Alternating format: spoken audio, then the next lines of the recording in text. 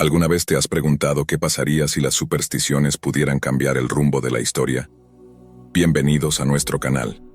Hoy nos adentramos en el intrigante mundo de la maldición de los zares, donde la historia rusa se encuentra con lo sobrenatural.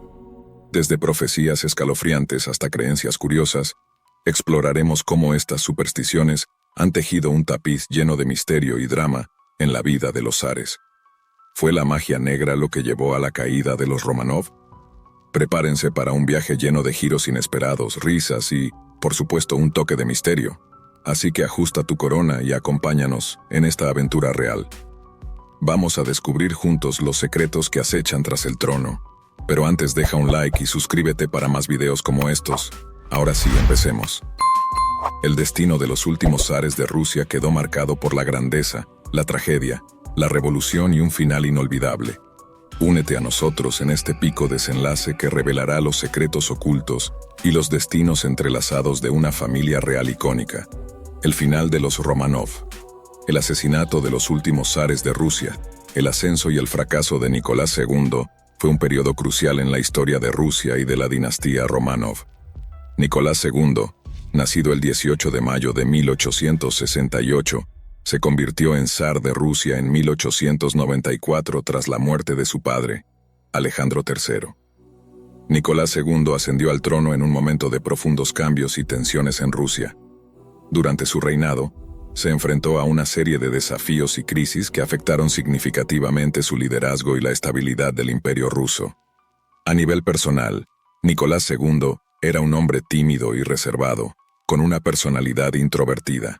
Su crianza conservadora y su falta de experiencia política contribuyeron a una visión limitada de los problemas y a una desconexión con la realidad social del país. Durante su reinado, Nicolás II implementó políticas autocráticas y conservadoras, manteniendo un sistema monárquico autoritario y resistiéndose a las demandas de reformas políticas y sociales. Esto generó tensiones y descontento entre diferentes sectores de la sociedad rusa, incluyendo la clase trabajadora, los campesinos y la intelectualidad. La participación de Rusia en la Primera Guerra Mundial fue otro factor determinante en el reinado de Nicolás II. La guerra ejerció una enorme presión económica y social sobre el país, y el zar se vio envuelto en decisiones y estrategias militares que resultaron en derrotas y pérdidas humanas significativas. La insatisfacción popular y el malestar social se intensificaron a medida que el país enfrentaba dificultades económicas, escasez de alimentos y un sistema político ineficiente. Estos factores contribuyeron al clima de inestabilidad que eventualmente llevó a la Revolución Rusa de 1917 y a la caída de la monarquía. La etapa de crisis y revolución en Rusia fue un momento de profundos cambios y agitación política que tuvo lugar durante el reinado de Nicolás II y que finalmente condujo a la caída de la monarquía y al establecimiento de un gobierno revolucionario. La crisis comenzó a intensificarse a medida que Rusia enfrentaba dificultades económicas, sociales y políticas. La participación de Rusia en la Primera Guerra Mundial agravó aún más estas tensiones, ya que el país estaba mal preparado para el conflicto y sufrió grandes pérdidas humanas y económicas. El descontento popular se extendió rápidamente entre los trabajadores industriales, los campesinos y los soldados, quienes sufrían las consecuencias de la guerra, la escasez de alimentos y las malas condiciones de vida. Los movimientos políticos y sociales, como los bolcheviques liderados por Vladimir Lenin, aprovecharon este malestar para promover sus ideas revolucionarias y ganar apoyo popular. La situación se agravó aún más con los disturbios de febrero de 1917, conocidos como la Revolución de Febrero, que llevaron a la abdicación de Nicolás II y al fin de la dinastía Románov. En su lugar se estableció un gobierno provisional encabezado por Alexander Kerensky, pero ese gobierno fue incapaz de satisfacer las demandas de cambio y enfrentó desafíos internos y externos. La situación política y social siguió deteriorándose, y en octubre de 1917, los bolcheviques llevaron a cabo la Revolución de Octubre, tomando el control del país y estableciendo un gobierno comunista, liderado por Lenin. Este evento marcó el inicio de la era soviética en Rusia y sentó las bases para la formación de la Unión Soviética. La etapa de crisis y revolución en Rusia estuvo marcada por el colapso de la monarquía, la agitación política y social, y la consolidación del poder comunista. Fue un periodo de cambios radicales que tuvo un impacto duradero en la historia de Rusia y el mundo. De puertas adentro, Nicolás era un hombre familiar. Adoraba a su esposa Alejandra, y ella lo adoraba a él. Fueron afortunados, puesto que en esos años la regla general era que los reyes contrajeran matrimonio por conveniencia dinástica y no por amor. Se casaron en 1894, y juntos tuvieron 5 hijos, 4 hijas y un hijo. Olga, la mayor, nació en 1895, seguida por Tatiana en 1897, María en 1899, Anastasia en 1901, y Alexei, su anhelado hijo y heredero, fue su último descendiente nacido en 1904. Alemana de nacimiento y nieta de la reina Victoria del Reino Unido, Alejandra poseía un carácter más fuerte que el de su esposo. Su introvertida y distante forma de ser la alejó del pueblo ruso, que la veía como una extraña. A diferencia de su marido, Alejandra era consciente de que era impopular, lo cual hizo que se volviese altamente sensible, controladora y paranoica. Su temperamento nervioso le aseguraba la atención y preocupación constantes de su esposo y sus hijas.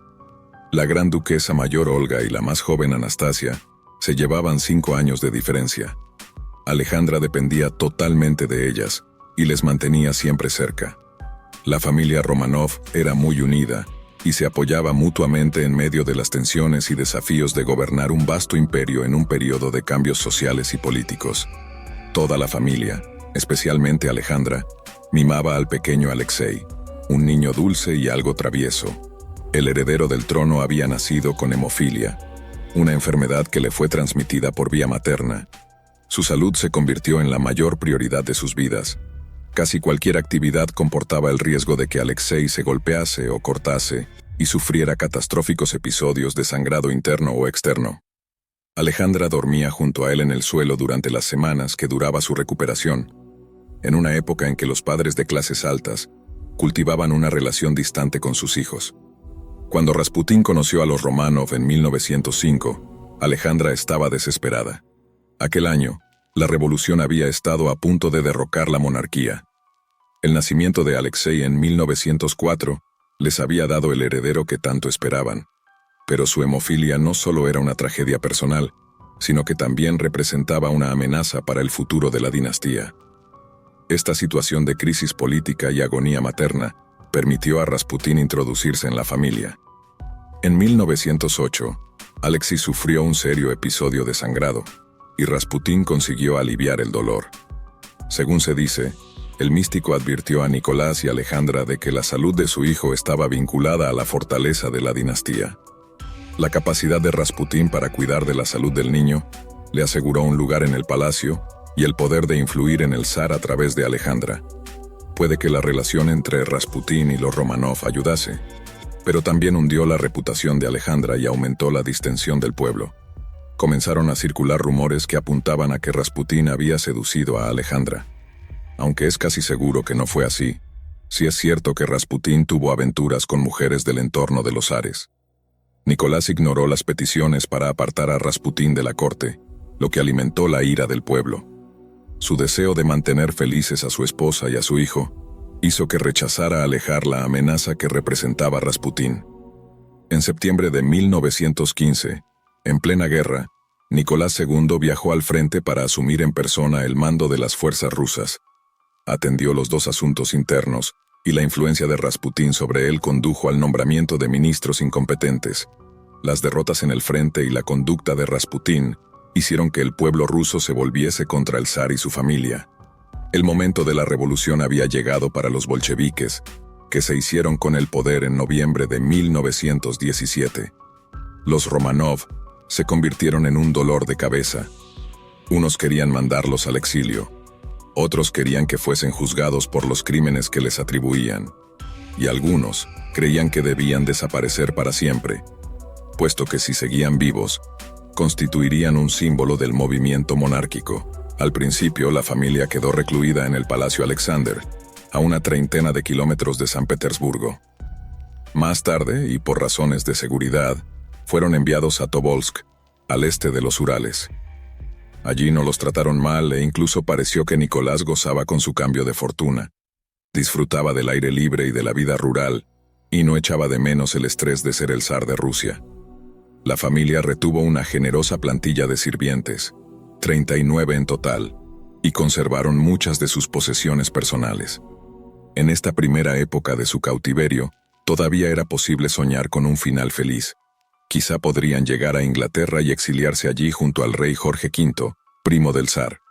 O mejor aún, quizás les permitirían retirar su residencia a Crimea, donde tantos veranos felices habían pasado. No entendía que poco a poco cada día se iba cerrando la posibilidad de escape hasta que solo quedaba una salida, la peor, Ekaterimburgo, a donde fueron llevados aduciendo que una conjura monárquica podía facilitar su huida de Tobolsk. Así fue como en julio de 1918, la familia Romanov fue llevada a Ekaterimburgo. La familia se instaló en un gran edificio conocido como la Casa Ipatiev, por el apellido de su anterior propietario. Se construyó una alta cerca de madera para separarla del mundo exterior. Dentro, los Romanov disponían de un jardín para hacer ejercicio. El hombre que estaba al mando era corrupto pero no cruel. Sus hombres robaban sin disimulo a los Romanov. Los guardias eran hombres corrientes reclutados en fábricas locales. Con el tiempo, los Romanov llegaron a familiarizarse e incluso a hacerse amigos de sus guardianes. Esta situación no duró mucho. Los bolcheviques locales sustituyeron a Abdi por Yakov Yurovsky, el hombre que planearía su asesinato. Acabó con los robos menores que su predecesor había dejado pasar, pero instituyó un régimen mucho más duro y reclutó guardias más estrictos y disciplinados. Mantuvo una relación distante pero profesional con Nicolás y Alejandra, incluso cuando preparó sus muertes. Hasta parecía que le caía bien a Nicolás, quien una vez más se equivocaba. La familia estaba encantada de poder disfrutar de esta distracción. Las hermanas se ofrecieron a ayudar a fregar los suelos aprovechando la oportunidad para hablar con las limpiadoras. Una de las escenas que las mujeres que limpiaban recuerdan con gran claridad es la de Yurovsky sentándose junto al zarevich e interesándose por la salud del niño. Una rara escena de cordialidad y compasión que, en vista retrospectiva, resulta siniestra porque Yurovsky sabía que en poco tiempo él sería el ejecutor de esa criatura enferma de 13 años. Los romanos iban a ser asesinados porque eran el símbolo supremo de la autocracia. Pero en Ekaterimburgo, los bolcheviques les habían convertido en lo contrario a aristócratas. En la noche del 16 de julio, se envió un telegrama a Moscú que informaba a Lenin de la decisión de acabar con los prisioneros. Levantaron a la familia y a los sirvientes de sus camas a la 1:30 de la madrugada, y Yurovsky les informó de que los enfrentamientos entre las fuerzas bolcheviques y las contrarrevolucionarias amenazaban la ciudad y que, por su propia seguridad, debían bajar al sótano. Cargando al pequeño Alexei en brazos, Nicolás, su familia y los 4 sirvientes que les quedaban bajaron al sótano, reunidos en una habitación pequeña y vacía. Aún no parecían ser conscientes de su destino. Se colocaron sillas para Alejandra y Nicolás, mientras el resto aguardaba aún en pie. Yurovsky se les acercó con los verdugos tras de él en la entrada. Leyó a los estupefactos prisioneros una declaración que decía: la Dirección General del Soviet Regional, satisfaciendo la voluntad de la revolución, ha decretado que el antiguo zar Nicolás Romanov, culpable de incontables crímenes sangrientos contra el pueblo, debe ser fusilado. Cuando terminó, comenzaron a disparar a la familia. Los testimonios discrepan entre sí, pero la mayoría afirma que el zar era el objetivo principal y que murió a causa de varios disparos. La zarina Alejandra pereció después de que una bala le alcanzara la cabeza. La disciplina de los asesinos se desvaneció a medida que el humo de la pólvora inundaba la sala. Las grandes duquesas parecían ilesas, ya que las joyas que habían escondido en sus corpiños pudieron actuar como un escudo durante el ataque inicial. Uno de los asesinos, un borracho llamado Yermakov, perdió el control por completo y empezó a acuchillar a los Romanov con una bayoneta. Tras 20 minutos de horror, disparos, apuñalamientos y golpes, la familia y sus sirvientes estaban muertos. Los 11 cuerpos fueron cargados en un camión. El proceso de deshacerse de los restos fue caótico. Se cree que primero los dejaron en una mina poco profunda llamada Ganen Nayama, que los bolcheviques intentaron volar con unas granadas, pero el pozo quedó intacto y retiraron los cuerpos rápidamente. De camino a la nueva sepultura, el camión quedó atrapado en el fango. Entonces sacaron 2 de los cuerpos, que hoy se cree que eran los de Alexei y María, y se deshicieron de ellos en el bosque. Los otros 9 cuerpos se empaparon en ácido, se quemaron y se enterraron en una fosa no muy lejos de allí. Poco después de que los bolcheviques anunciaran la muerte de Nicolás II, aseguraron que Alejandra y Alexei estaban vivos en algún lugar seguro. Las muertes no se confirmaron oficialmente hasta 1926, e incluso entonces las autoridades soviéticas se negaron a asumir la responsabilidad de la ejecución. En el año 2000, la Iglesia rusa ortodoxa canonizó a Nicolás, Alejandra y sus 5 hijos como portadores del sufrimiento. En Gan en Nayama, el primer lugar donde los bolcheviques intentaron deshacerse de los cadáveres, la Iglesia ortodoxa rusa levantó un monasterio. En 2003 se consagró la Iglesia de la Sangre Derramada en Ekaterimburgo, en el lugar que antaño había ocupado la casa y patio. Por último, en 2007 se hallaron los restos de Alexei y María, que se identificaron gracias al análisis de su ADN, marcando así el trágico final del brutal asesinato de los últimos zares de Rusia. Los Romanov, víctimas y testigos de una época tumultuosa, se mantienen como un recordatorio indeleble de los capítulos más sombríos de la historia humana. Dale like, suscríbete y comparte. Hasta la próxima.